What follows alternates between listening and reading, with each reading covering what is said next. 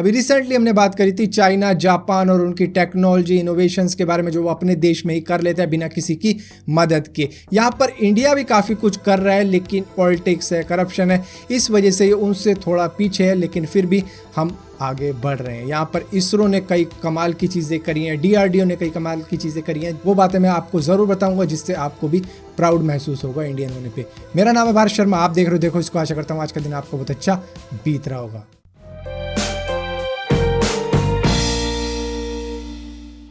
सारी दुनिया e vehicle की तरफ बढ़ रही है, लेकिन उसको बनाने के बाद में उसकी कॉस्ट बहुत ज़्यादा हाई रहती है, क्योंकि जो अभी जो टेक्नोलॉजी है लिथियम आयन बैटरी को बनाने की, उसकी वजह से वो बैटरी बहुत ज़्यादा महंगी बनती है, जिस वजह से उस व्हीकल की कॉस्ट काफ़ी ज़्यादा हाई रहती है। लेकिन दुनिया में सबसे सस्ती लिथियम आयन बैटरी बनाने की टेक्नोलॉजी किसने बनाई?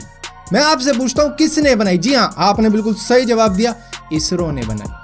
जिसके बाद में दुनिया भर की कंपनीज को ये टेक्नोलॉजी ट्रांसफ़र की जा रही है, जिससे कि वो सस्ते ई व्हीकल बना पाएँ, क्योंकि उनके पास है अब टेक्नोलॉजी सस्ती लिथियम आयन बैटरी की, जिससे ओवरऑल जो कॉस्ट होगी ई व्हीकल की वो काफ़ी ज़्यादा कम होगी और ये पूरी दुनिया के लिए बेनिफिशियल होगा। इसके बाद में आता है 2013 में किया गया मंगलयान मिशन, जिसको आप मार्स ऑर्बिटर मिशन भी कह सकते हो। जब ये नासा ने किया था तो उन्होंने इसके ऊपर लगाए थे करीबन 250 करोड़ US$, जिसको इंडियन करेंसी में अगर आप कन्वर्ट करते हो तो होते हैं 17,500 करोड़ रुपए।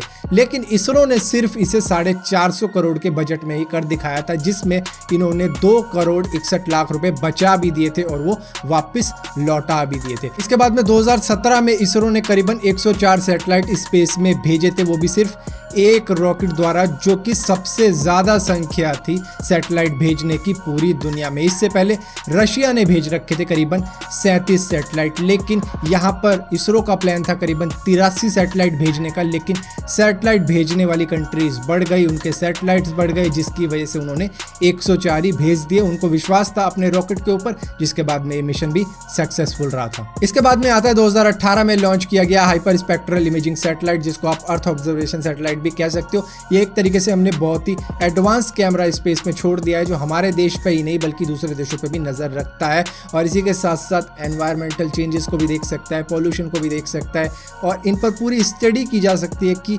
कहाँ पे क्या हो रहा है, वाटर चेंजेस क्या हो रहे हैं, सी में क्या हो रहा है, और काफ़ी कुछ इसके साथ किया जा सकता है। और इसी के साथ साथ ये मिलिट्री सर्वेलेंस का तो काम करता ही है, जिससे हम आस पड़ोस के देशों पर भी नजर रख सकते हैं अगर कोई गतिविधि चल रही है हमारे खिलाफ। हालांकि DRDO और इसरो ने 2011 में ही इनकमिंग मिसाइल को इंटरसेप्ट करने की टेक्नोलॉजी बना दी थी, लेकिन अभी रिसेंटली चलाए गए मिशन शक्ति की वजह से, जिसमें अग्नि 5 मिसाइल का यूज किया गया, जो कि एंटी सैटेलाइट मिसाइल है, जो करीबन 5000 किलोमीटर तक जाकर किसी भी दुश्मन की सैटेलाइट को डिस्ट्रॉय कर सकती है, जो हम पे निगरानी रख रहा है, ये सब चीज़ें कर रहा है। हालांकि हमने 300 किलोमीटर दूर की ही एक सैटेलाइट को डिस्ट्रॉय किया है, जो कि इंडिया की ही सैटेलाइट थी, जिस पर हमने ये टेस्ट किया है। अब यहाँ पे मैं आपको एक बात बता दूं कि ये मिशन उतना ही मुश्किल था जितना किसी चलाई गई बुलेट को दोबारा से मारना मुश्किल होता है, क्योंकि बुलेट करीबन 2500 फीट पर सेकंड की रफ्तार से आगे बढ़ती है, जो होता है करीबन 2735 किलोमीटर पर आर की स्पीड होती है।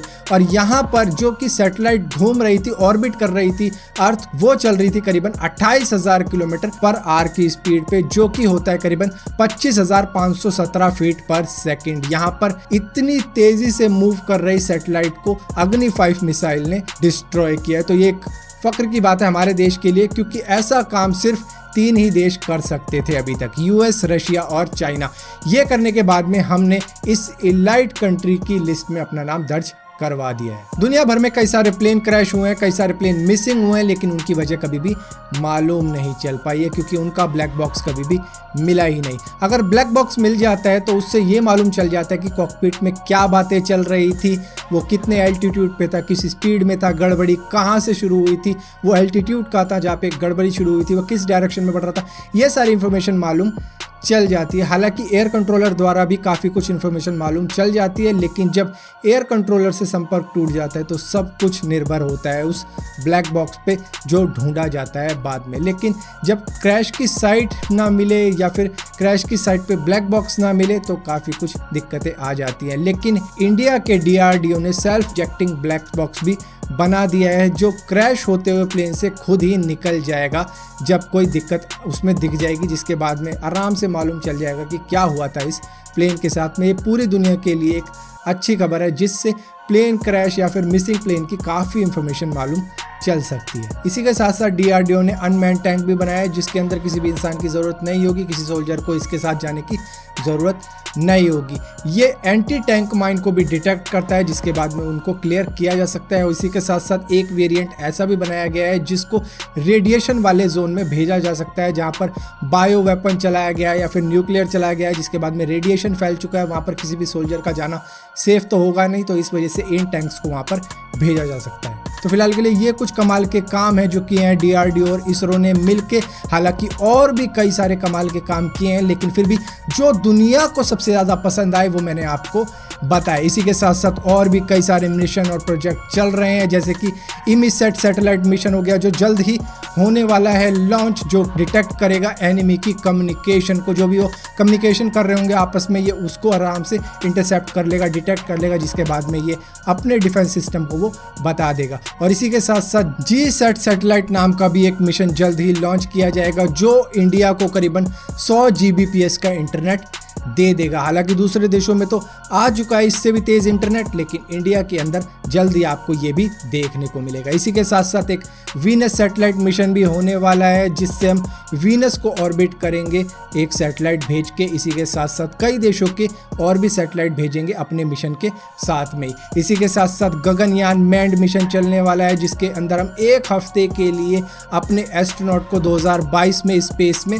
भेजेंगे, जो कि हमारा पहला मैन्ड मिशन होगा स्पेस के लिए। इसी के साथ साथ इसरो काम कर रहा है रीयूजेबल रॉकेट के ऊपर भी, जैसे कि SpaceX का Falcon 9 हो गया, उसी तरीके का हम भी एक रॉकेट बना रहे हैं। तो इस तरीके के मिशन तो चल ही रहे हैं, लेकिन फ्यूचर में आपको और भी कई मिशन सुनने को मिलेंगे जो कि अभी दुनिया को बताए तक नहीं गए हैं, उन्हें सीक्रेट रखा गया। और इसी के साथ साथ मैं एक बात और बता दूं जाते जाते कि कई सारे प्रोजेक्ट चल रहे हैं, जैसे कि स्मार्ट सिटीज़ के हो गए, मॉडर्नाइजेशन को लेके हो गए, तो कई सारे प्रोजेक्ट चल रहे हैं, लेकिन उनके बारे में मैं आपको बहुत जल्द बताऊंगा। तो फिलहाल के लिए अगर ये वीडियो आपको पसंद आती हो तो इस वीडियो को लाइक जरूर करना, शेयर जरूर करना, और इसी के साथ साथ इसी टाइप की और भी वीडियो देखने के लिए इस चैनल को सब्सक्राइब जरूर करना, और सब्सक्राइब किया है तो बेल का आइकॉन जरूर दबाना, वरना आपको मालूम भी नहीं चलेगा मैंने कोई वीडियो डाली भी है।